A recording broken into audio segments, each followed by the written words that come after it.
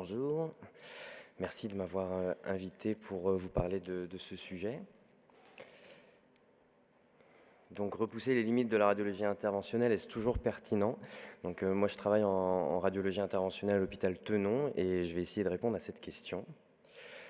Le fil de ma présentation, ça va être de montrer que la radiologie interventionnelle est liée à l'innovation, que j'ai identifié deux limites de la radiologie interventionnelle, qui sont des limites essentiellement techniques et des limites liées à ce que j'appellerais la zone de confort, et que pour repousser ces limites, il va falloir donc soutenir les avancées technologiques par une bonne connaissance scientifique, une coopération avec les ingénieurs, et avoir la curiosité d'explorer de nouveaux horizons.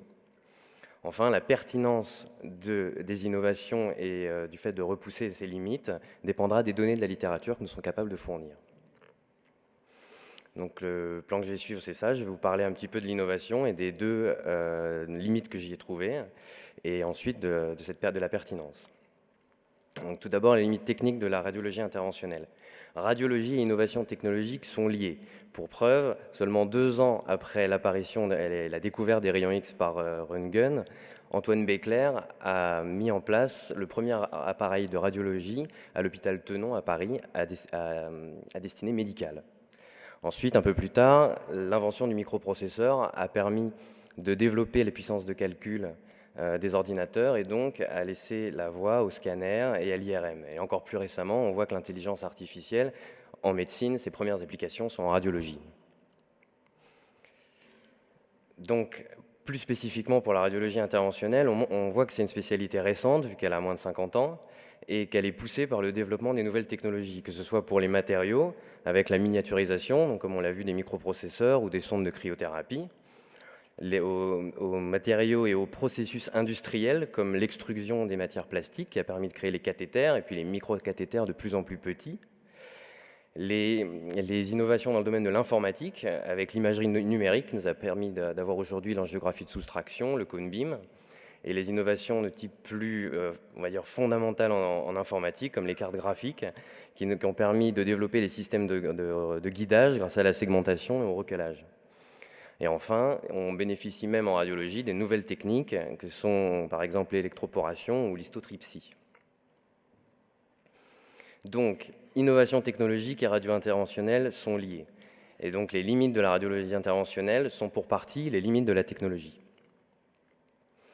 Je vais vous parler plus particulièrement, par exemple, de l'ablathermie, donc qui est une technique dont l'avènement dans les années 90 a permis de rendre opérables des patients inopérables en ayant les mêmes résultats que la chirurgie, en améliorant leur pronostic, particulièrement pour les lésions de moins de 3 cm, avec moins de complications que la chirurgie.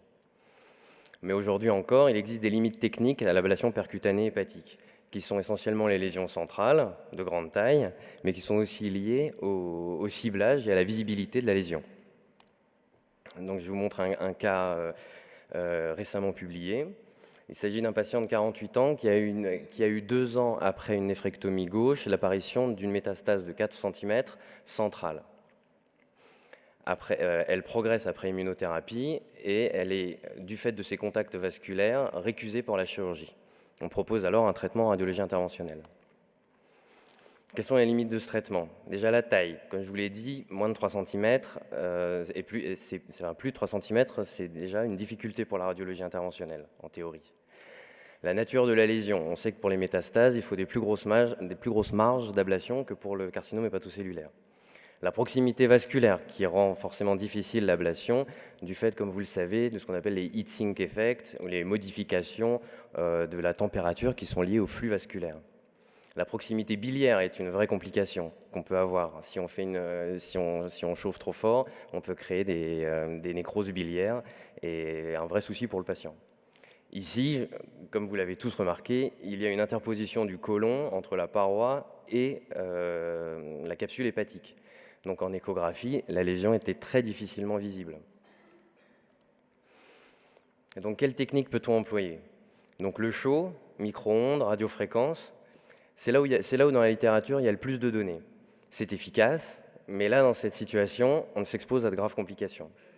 La cryothérapie, beaucoup moins de données dans la littérature, apparemment c'est efficace, Mais apparemment, il y a quand même un peu des complications, surtout sur les grosses lésions. Il peut y avoir des complications hémorragiques et on ne sait pas bien l'effet de la cryothérapie sur les lésions centrales et sur les complications biliaires. Enfin, on peut parler de l'endovasculaire. La littérature, pas grand-chose.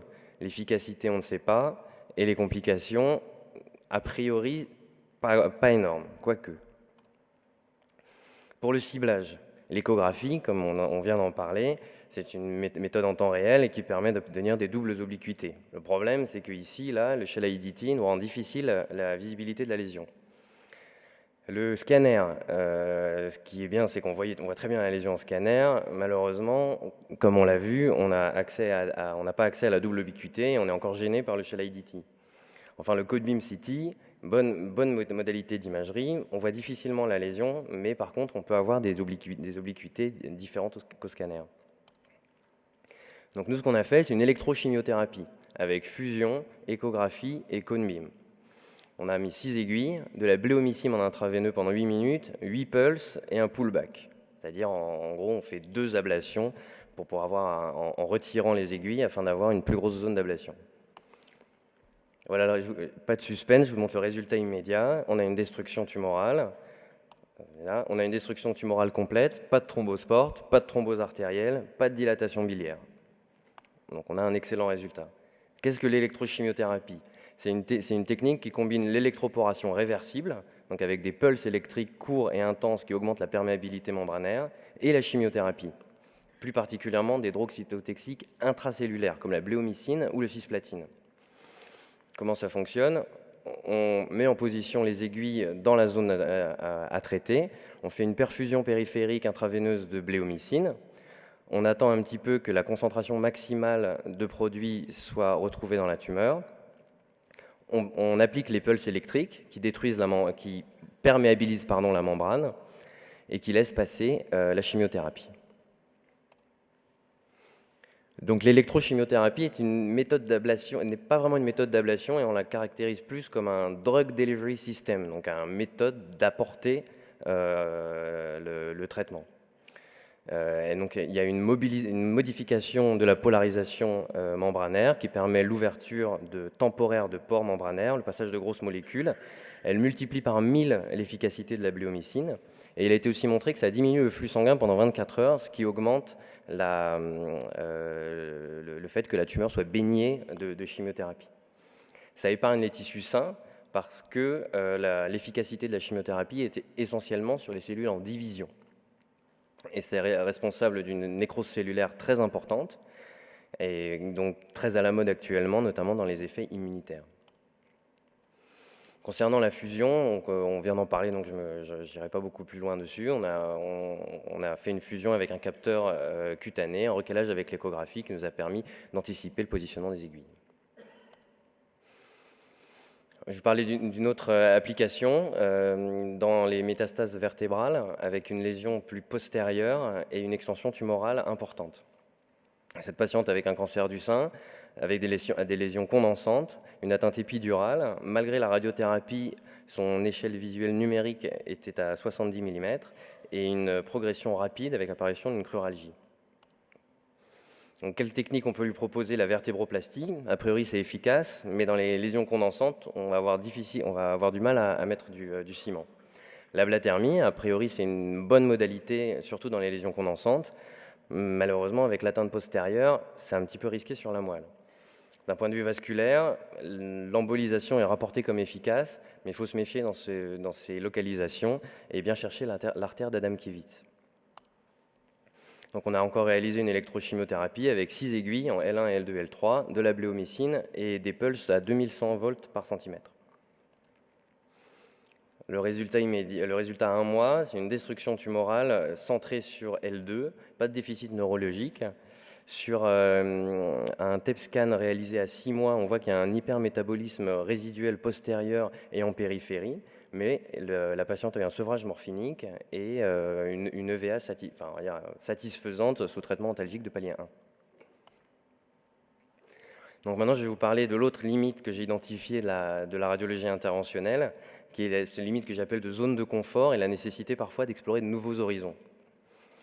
Donc, comme on l'a vu, l'innovation et la radiologie interventionnelle sont très liées et a permis aux radiologues de résoudre des problèmes médicaux ou chirurgicaux et donc par là même de repousser les limites de la médecine. Donc, un des premiers radiologues interventionnels, c'est Sven Seldinger, qui a inventé donc, la technique de Seldinger, qui a permis les accès vasculaires en limitant grandement les complications.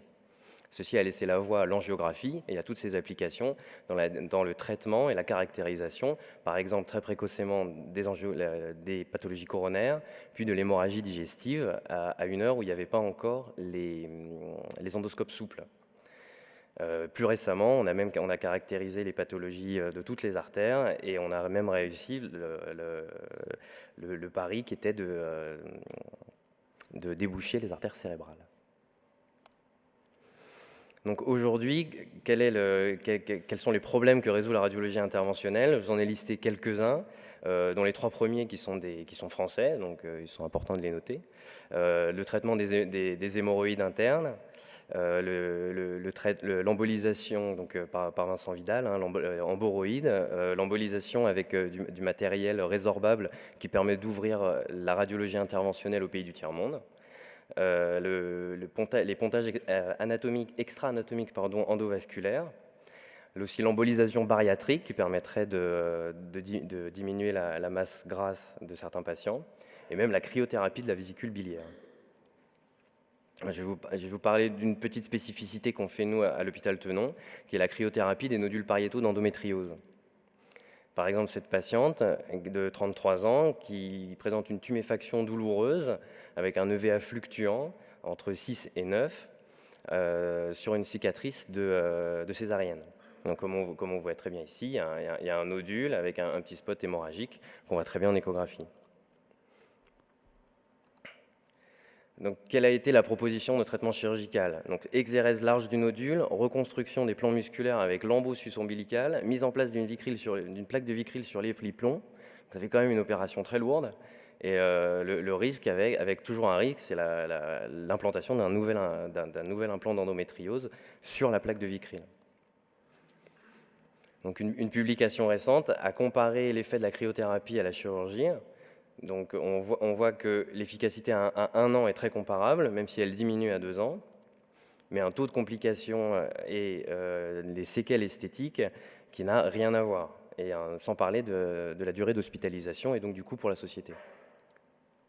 Donc je vous montre très rapidement, ça n'a vraiment rien d'exceptionnel d'un point de vue technique, il s'agit juste de mettre une aiguille dans le nodule d'endométriose et de faire la cryothérapie en couvrant l'ensemble du nodule.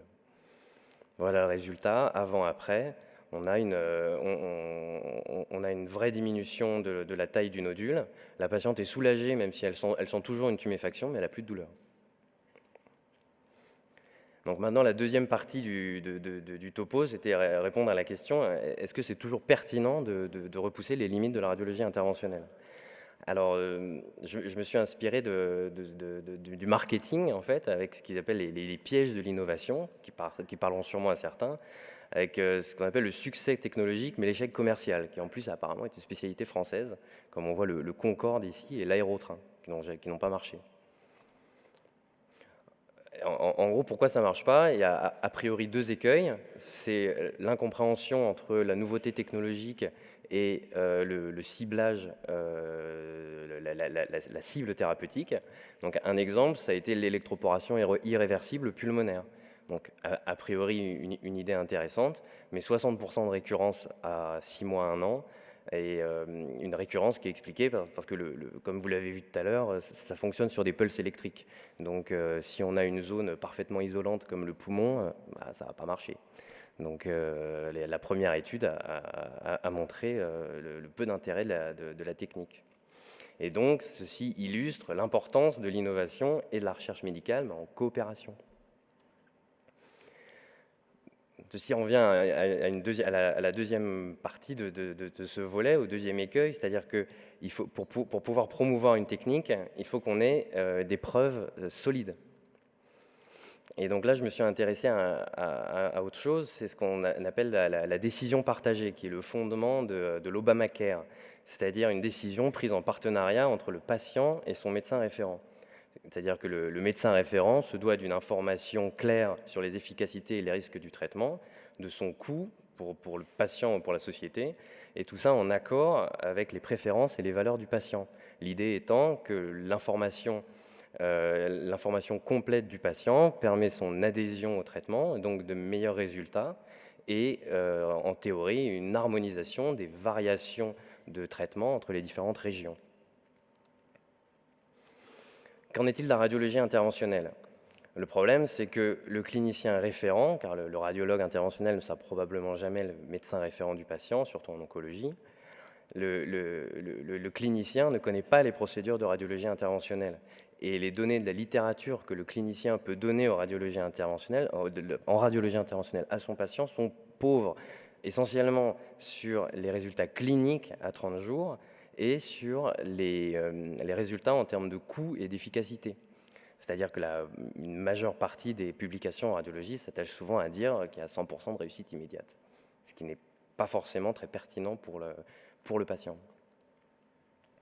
Donc, en conclusion, je dirais que repousser les limites de la radiologie interventionnelle, c'est-à-dire ça repose sur deux choses. Repousser les limites de la technologie, c'est-à-dire que tant que la technologie avancera, la radiologie interventionnelle avancera, mais il faut toujours que ce soit guidé par la médecine. Ensuite, il y aura des limites qui seront liées à la curiosité et au côté explorateur des radiologues interventionnels pour aller vers de nouveaux horizons. Et est-ce que c'est toujours pertinent? Donc ceci dépendra de la qualité de la littérature qu'on sera capable de fournir, surtout en termes d'outcome clinique, ce qui est vraiment le plus important, et d'études coût-efficacité pour convaincre les instances. Voilà, je vous remercie.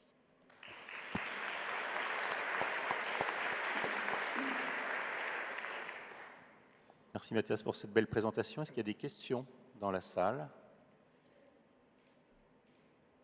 J'ai une question sur la fin de ton topo, sur effectivement ce trépied en fait, entre le correspondant, le radiologue et le patient. Il y a aussi les informations que le correspondant, et souvent c'est les chirurgiens ce qu'ils veulent bien donner aux patients comme information sur la radiologie interventionnelle. Nous, on reçoit beaucoup de patients maintenant qui viennent nous voir directement. Quand c'est pas pour nous, on l'envoie volontiers au chirurgien pour qu'il soit traité. Et après, on les revoit plus les patients. Et par contre, quand le chirurgien voit un patient, il nous l'envoie pour le traiter. Après, il veut absolument revoir le patient. Donc ça, c'est commenté. C'est vrai que c'est une difficulté qu'on rencontre fréquemment. Et peut-être que, à mon sens, la manière peut-être la plus efficiente de contourner ça, ce sera de s'adresser directement en fait, aux patients, peut-être via les associations de patients, peut-être via d'autres instances, peut-être les médias ou d'autres choses, pour que en fait, les patients soient directement au courant de nos techniques, de l'efficacité de ces techniques et de leur innocuité. Il y a une autre question sur l'électroporation réversible. C'est le même système que l'irréversible, mais avec des paramètres différents. Tout à fait, ouais, c'est des pulses moins intenses et moins fréquents.